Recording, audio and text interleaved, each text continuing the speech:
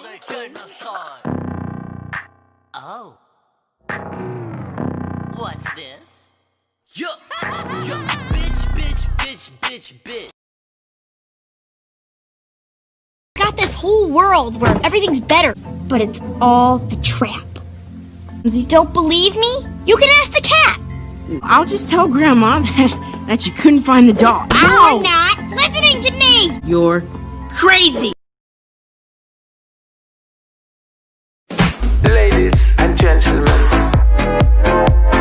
Ladies and gentlemen.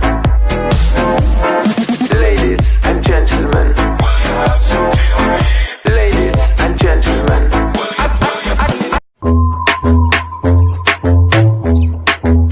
Little bit. On the beat, Coño.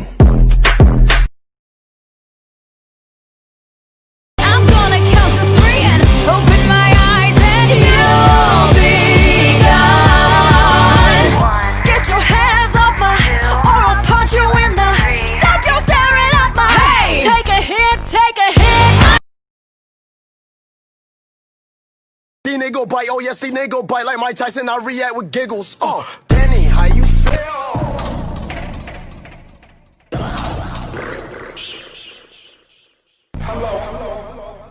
I feel great.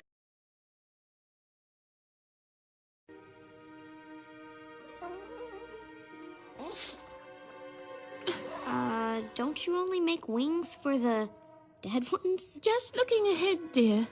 Angus hasn't been feeling very well of late. April? Aren't you getting ready? We've lost our ride, Miriam. Caroline says her parents have vanished quite completely. What? We've waited months for those tickets. I suppose we could walk. With your gammy legs, it's nearly 2 miles to the theatre. Oh, yes. Your missing parents. We know just what you need. Miriam, yeah, that's right. How is 100-year-old candy gonna help? Touching me, touching you. Sweet Caroline.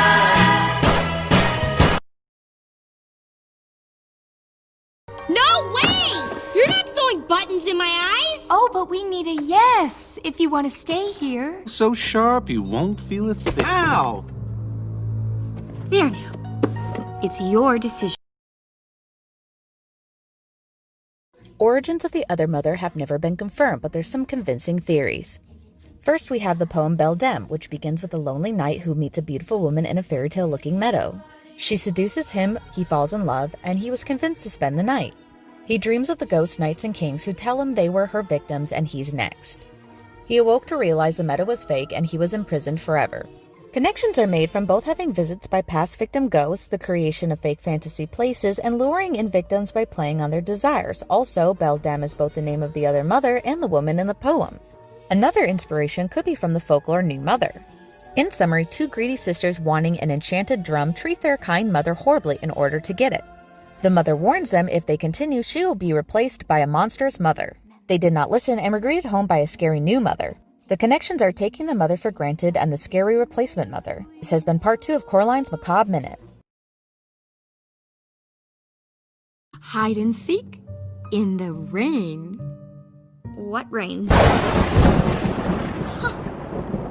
What about the mud? We love mud here. Mud facials, mud baths, mud pies. It's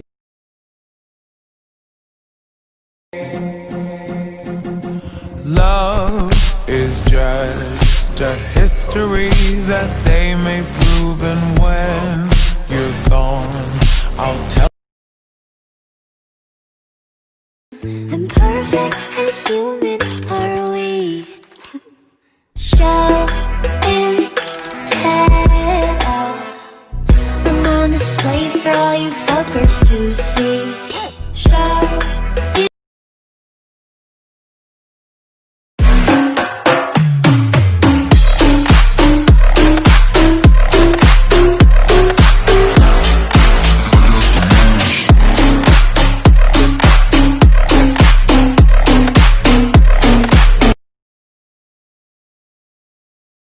I want to go home, please. Why do you want to go home, Jane? Are you on drugs? Are you fucking on drugs? Why do I want to go home?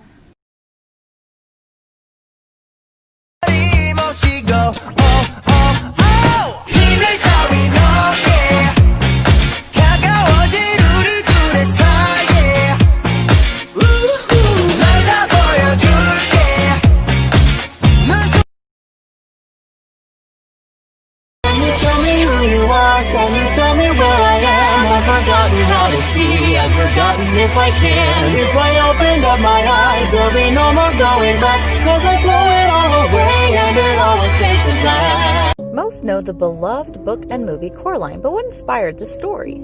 In 1990, the author of Coraline, Neil Gaiman, began writing the story for his firstborn Holly. Holly loves scary stories and spooky things. However, Gaiman didn't finish the book until several years later. He began again when he realized Holly was too old for kids' stories and his youngest would soon be too. The small door in the story is based off a similar door in the home he grew up in. It used to be what separated the servants' corridors, where Gaiman lived, from the other side of the house, where the family in charge lived. It was bricked up just like the movie. The house described in the book is actually Gaiman's first family home. He did this so Holly could easily imagine the story. Name Coraline is such a unique name, but there's no backstory to this, just a typo that Gaiman liked enough to keep. This has been part 1 of Coraline's Macabre Minute. Stay tuned for next Saturday, where we talk about what inspired the other mother. Until next time, stay spooky.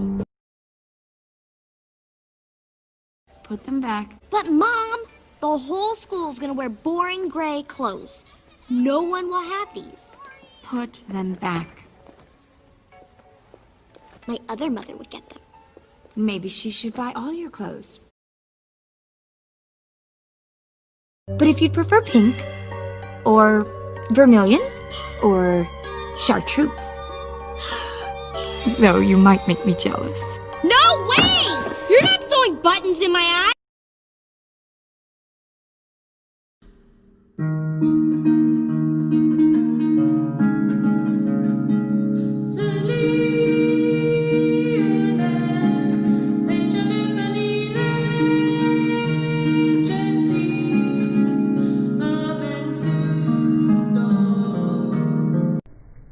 We were playing in the sand, and you found a little band. You told me you fell in love with it, hadn't gone as I planned. Making up a song about Coraline. She's a peach, she's a doll, she's a pal of mine. She's as cute as a button in the eyes of everyone who ever laid their eyes on Coraline. You could stay here forever, if you want to. Really? Sure, we'll sing and play games, and Mother will cook your favorite meals. There's one tiny little thing we need to do. What's that? Well, it's a surprise. Do you know where the garden tools are? It's pouring out there, isn't it? It's just raining. What'd the boss say? Don't even think about going out, Coraline Jones! Then you won't need...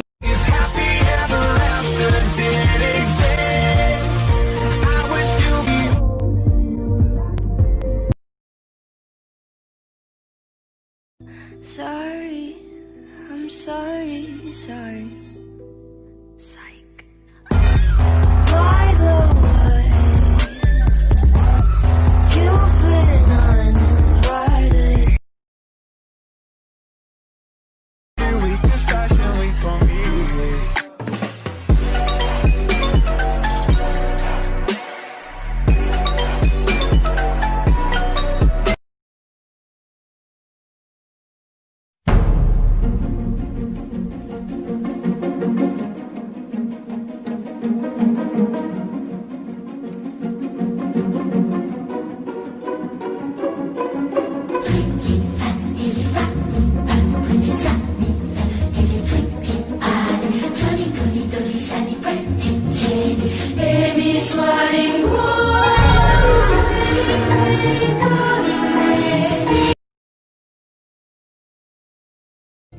They don't listen to me either.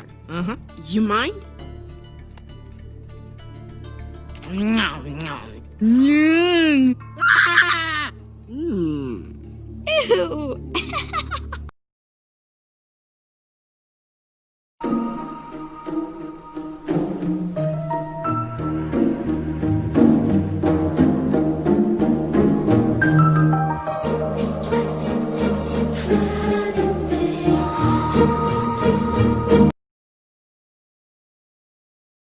This piano plays me. Sorry, but she said to tell you the food's ready. Who's starving? Raise your hand. Whoa! Hey, ho, ho. Yeah, I hate you, I love you, I miss you, bitch, fuck you. Yeah, go to a cliff and jump off, bitch, and if you survive, then jump again. Love is just a history that they may prove, and when you're gone, I'll tell them my religion's you. When punctures come to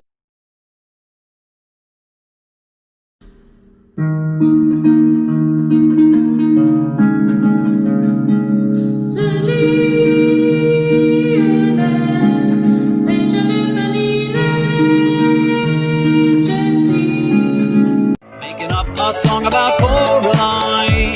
She's a peach, she's a doll, she's a pal of mine. She's as cute as a button in the eyes of everyone who ever laid their eyes on Coraline. When she comes around exploring Mom and I. Coraline Theories Part 1. When Coraline goes to visit Miss Spink and Forcible, she sees 3 taffy bowls that have the years 1921, 1936, and 1960 on them. These are supposedly meant to represent the year that the beldam took each of the 3 ghost children. The pioneer girl is wearing a hat and a dress that likely resemble similar clothing of the 1920s. Huck Finn Jr. is wearing some suspenders and trousers like the 1930s. And based on YB's grandma's age, Grandma's missing sister is probably also from the 1960s. Like for Part 2. Making up a song about Coraline. She's a peach, she's a doll, she's a pal of mine. Coraline Theories Part 1. When Coraline goes to... All of the songs in Coraline are in gibberish, right? Or are they? The end credit song was sung entirely in gibberish, but apparently it has a translation. What? Some of the lyrics include, creaking is the door so gently, never open that door, soon you'll be next, and trapped in the spider's web. The end credit song in Coraline that's in gibberish actually has a meaning. It literally summarizes the entire storyline. Some of the translation is, please save our souls, a button in the eye will surely curse you, the witch will eat you too, and crawling in the spider's hand. Was I the only one who missed this? Things You Missed in Coraline, Part 10. Miss Spink and Miss Forcible are actually a couple. Neil Gaiman said so himself on Tumblr. When Coraline's dad is supposed to be ready for the magazine, if you look closely on the computer, you can see he's actually writing his own novel. When Coraline finds the other Miss Spink and the other Miss Forcible in the other world, they're actually supposed to be saltwater taffy. When Coraline is looking for the doll, she drops her notebook and pen, and you can actually see the wires connected to them. Things you missed in Coraline? Here's some things you might have missed in the movie Coraline. When Coraline goes to visit Miss Spink and Forcible, she sees a rug that says no whistling in the house. Whistling is supposedly bad luck in the theater, which is probably why they have it. Throughout the movie, you can see a ton of dragonflies like in her bed or the little barrette in her hair. Dragonflies can represent change, adaptability, and self-realization. The green stone Coraline uses to find the ghost children's eyes is called an adder stone.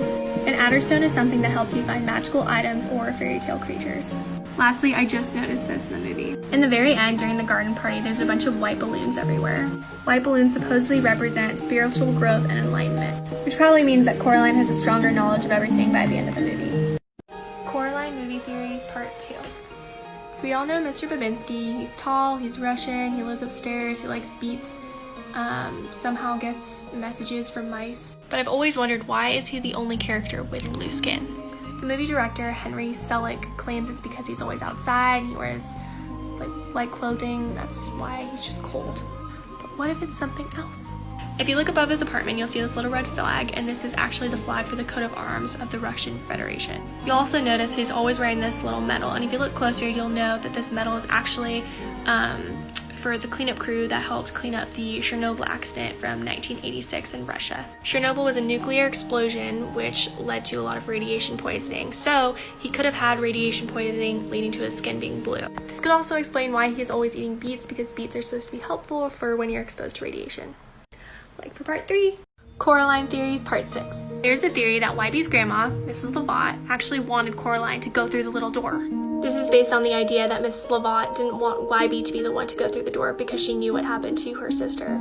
She might have had some idea that it was getting around the time that the Beldam was going to take another kid, and since Wybie and Coraline were the same age, it kind of makes sense. Also, isn't it kind of weird that Wybie tells Coraline that his grandma never rents out to families with kids, yet she somehow ends up at the house? What do you think? Coraline Theories Part 3 of the conspiracy theories. I really like these and I want to do another one just really quick, so here we go. So this one's about the cat. So the cat used to be a person before it was reincarnated into a, cat. So the boy went into the portal, but the Beldam made a mistake of not making a doll, and so the boy escaped. So the boy grew up into like a man and had 2 children, which was Wyborn's grandma, and I believe it was her twin, the little girl that had like pigtails, and she got basically taken by the Beldam. So once the man / boy got reincarnated into a cat, his mission was to keep Wyborn safe. That's why he was always next to Wyborn. So when Coraline went in, he saved her because he didn't want another kid getting, destroyed by her. I think that's why the Beldam hates the cat, because he escaped from her. So yeah. Okay, I just had inspiration about a part in Coraline. Do you guys remember this scene? If you do, you'll see a bunch of shoe boxes up in the corner. Those shoe boxes have 4 numbers, 8, 7, 6, and 4. Now, do you remember the 3 kids that the Beldam got? You can't include Coraline because she was 11 at the time. There is no size 11 box. So my theory is the little boy was 4, the grandmother's sister was 6, and the last girl was 7 turning 8.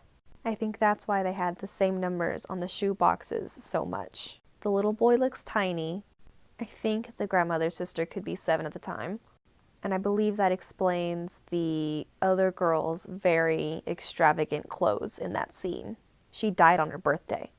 And that girl's birthday gift was buttoned eyes.